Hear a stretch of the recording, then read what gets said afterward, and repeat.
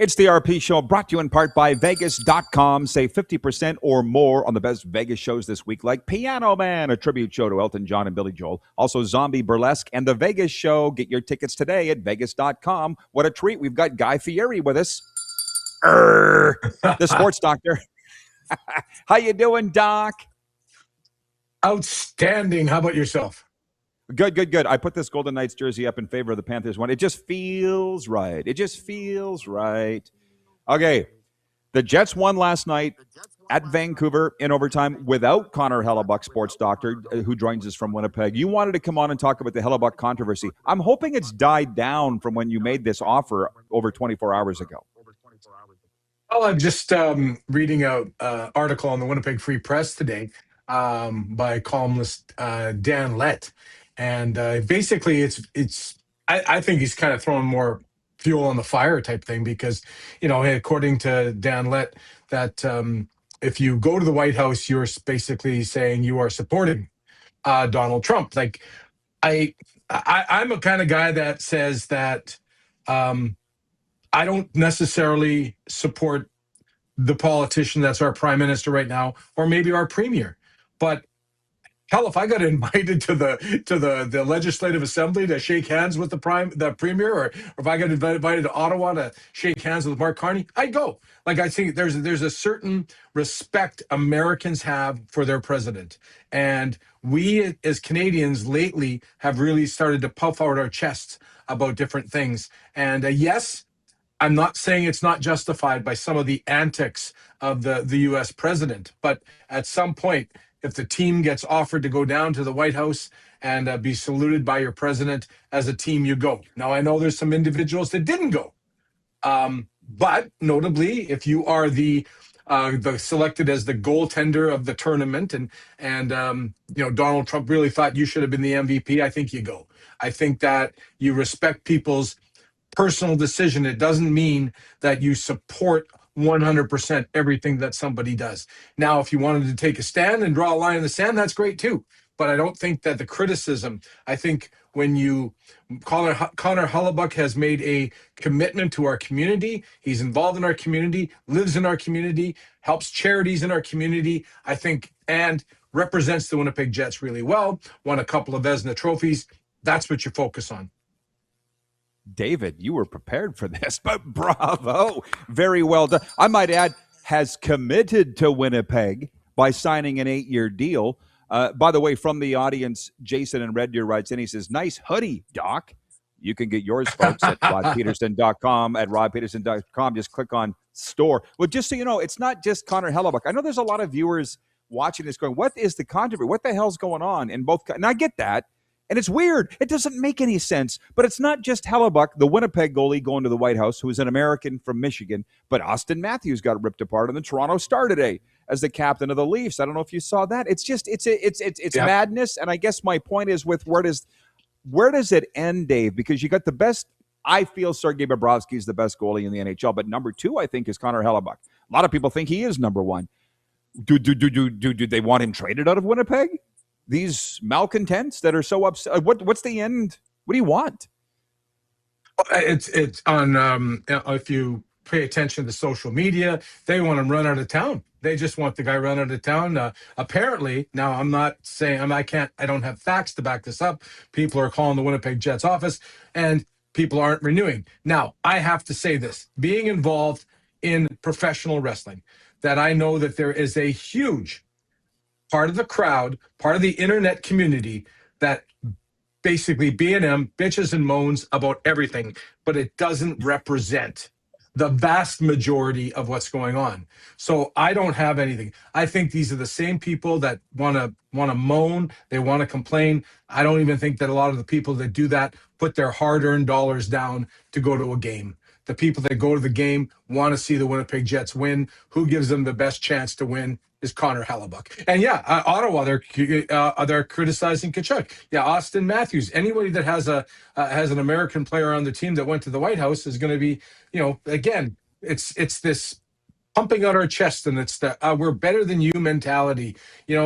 Everybody needs to know, if you didn't, we never vote for we don't vote for a president at all. But if if you don't like the prime minister, you don't like your mayor, you don't like your premier, you don't like your president, you don't like your governor, you just wait 3 or 4 years and it changes. So there's nothing you're going to do. There's nothing you're going to do. This is like we're going to do we had CFL questions coming in from the fans, which I know you'll love, but it reminds me of we went to Parliament Hill in Ottawa with the Rough Riders when I was with the team, and the prime minister Oh, came out and practiced with us. What are we supposed to say?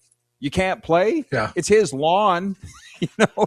But it just that was a bit of a different time. I think that was 2017. Mike Wynn is watching at Ice Time Sports in Winnipeg. He writes in, he says, 100% you go once in a lifetime opportunity to be invited to the White House. And I'll say this, as the Jets fan that you are, and I know that you're at a lot of games, was it not nice to at least see Hellebuck smile? I'd never seen him smile before. I was very happy for the kid that he played so well. You know, if my team's going to lose, I'm happy it was to him, you know? I think everybody that listening, everybody that's watching, anybody that knows either one of us, if we've never won a gold medal, we don't know what the feeling is. Mike over at Ice Time, we want to win a gold medal. You win a gold medal, you're going to celebrate. That's an achievement that very few people could say. Yeah, and there's a lot of people on with their names engraved on the Stanley Cup. There's a lot of people names engraved on the Grey Cup. But how many people do we know have a gold medal? Or a Congressional Medal of Freedom, the highest individual Well, honor for a civilian in the USA. yeah. I mean, technically, that isn't that for war heroes or somebody like hey, I get it, and we all know we've watched Donald Trump before. The guy goes, there's no script for him. He just says whatever he wants. He does whatever he wants. But ladies and gentlemen, 2.5 years, there's going to be somebody different in there. So just like I can't like they talk about tariffs and they talk about policies. Now listen, you can get into a whole bunch of different things and a whole bunch of different situations, but we can't do anything as Canadians about it. And if Connor Hellebuck wants to go to the White House, shake hands with the president, get his congratulations, get a medal hung around, that's his thing. When he comes back to Winnipeg, he's focused on winning hockey games for the Winnipeg Jets. So here's the thing. Dave Petrishen is with us, the sports doctor from Winnipeg, winner 3 years running of the Guy Fieri lookalike contest. Jason in Red Deer writes and he says, "Hey Doc, do you see Kirk Cousins coming back to the Vikings to finish his career? Because Doc is a Vikings guy." So before we get to that CFL stuff, I was so happy you reached out to come on the show because you see JJ McCarthy's in the news. There's talk of Aaron Rodgers going to the. I'm a JJ McCarthy fan, but I don't know if you are. So should they stick with this kid or sign one of these aging vets? Yeah, I mean, they made the decision to get away from Kirk Cousins because of JJ. Now that didn't work out because of the injury, and Sam Darnold came in and did wonderful things, and that could be the regret of the Vikings decision and probably cost the general manager his job. No doubt about that. But I don't know. I mean, what gives JJ McCarthy the best chance to develop and win? Now, is it having somebody behind you on that? I don't know if that's the right thing. I think Kirk Cousins wanted to stay in Minnesota. If you watch quarterbacks on Netflix, he wanted to stay, but just the money wasn't there for him. And none of us in life want to take less money. You don't take a job, say, yeah, I'll go work for you. How much you're paying me? Oh, a lot less? Yeah, sure, I like that. No, you don't do that. Like, you really don't do that. So you have to always think about these guys and what they do. And they talk about, well, I'm doing it for my family. Well, ladies and gentlemen, if you're making, $40 million a year, your family's going to be taken care of. But you can't fault Kirk Cousins for going that and chasing it in Atlanta. Didn't work out for him. Do we always want to bring back? Do we always want to bring back the old, or we want to figure out a way to win? But who gives JJ McCarthy the best chance to win? I don't know if it's an aging veteran behind him. Well, what I think you do, depending what their cap situation is, I don't know. And I've been told by many GMs, don't worry about the money. Leave that to us. So let's just say money's not an object. I think you do sign somebody, and then you have an open competition in training camp. That's what they're saying in Cleveland. I saw this quote from the new coach, Todd Monken. They got 5 quarterbacks coming. Well, 4. Flacco's out of there now, but it's like, we got all these guys. Let's start even. Can we do that? Can we start even? Would you do that? Yeah. the greatest thing was, I think that the kid needed some seasoning. And I think that, the most successful quarterbacks, you look at Tom Brady. Tom Brady just didn't come right from the draft because he got drafted really low. He didn't go right from the draft to the football field. I don't know why they expected that with JJ McCarthy 2 years ago. Because every team does. But here's the thing on that. It's funny you bring that up. It's your team, so you were watching them. Was it Sunday Night Football or Monday Night Football? The JJ threw 4 touchdowns in the second half. Like, I almost turned it off. Yeah. Thank God I didn't. Yeah. When you see that in the kid, you think he's got it. Like, I don't believe in flukes. Like, do you think he's that good? I do. Again, it's experience, and I think that, if he would have held a clipboard behind maybe Kirk Cousins or behind Sam Darnold for a couple of seasons, you start to see things. It's a whole different football game, and I know that there's a lot of college football fans out there, and they might take me to task on this one, but there's a big difference when you get to the National Football League, and I do believe that all the kid needed was some seasoning. He shouldn't have got thrown into the fire. And yeah, people say, well, he was injured. That's different. You're not on the sidelines holding that clipboard. You're not on the sidelines listening to the coaches. You're not on the sidelines talking to the O line and watching what the defenses are doing. You're up in somewhere else, and you're in a press box, and someone's getting you orange juice or drinks or something like that. You're not doing that. Like, he should have been allowed to develop. And we know that as hockey fans, that the most popular player in hockey is the backup goalie, or the most popular player in the Canadian Football League was always the backup quarterback. And I know that people will be yelling, and as soon as a quarterback, your starting guy, would have thrown an interception, everybody starts screaming and yelling. But just need to, like, the NFL is a machine. They should have just developed JJ McCarthy a little bit better. Well, and not only was he not on the sidelines, he wasn't even practicing because he had torn up his knee. So just that first year was a wash. But I think if anybody's saying, oh, how could you not make him the starter because he already was for a year, and you bring in Aaron Rodgers, or you bring in, that's why they say the sport humbles you.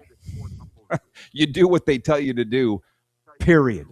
Brent writes in from Saskatoon. He says, Rod, if you have a moment, please tell Dave Petrishen that Brent Petrishen from Saskatoon says hi. It's all relative. You got relations in the Bridge City, Doc?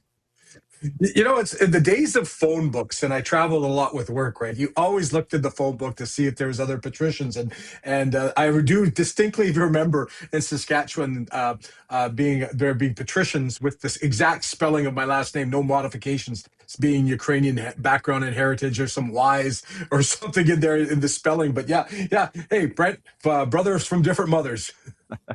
Vancouver Eric writes in, he says, first round picks always get preferential treatment by teams. They do until they don't, but they do because the teams don't want to look wrong for picking them.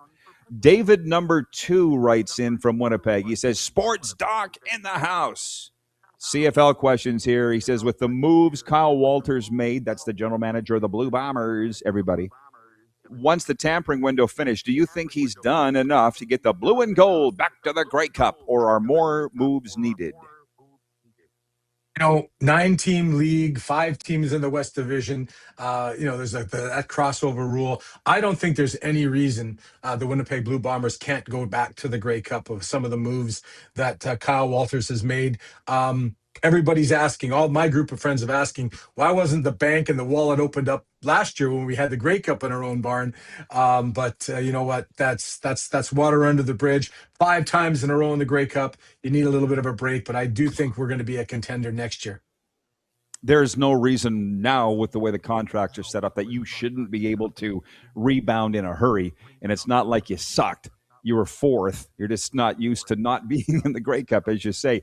Fake Gainer writes in, I'm so glad I opened the Western Dodge text line. He says, hey, Reverend Rod, the only leader I approve of is the mayor of Flavatown, Manitoba, the sports doctor. Signed, Vintage Sasko.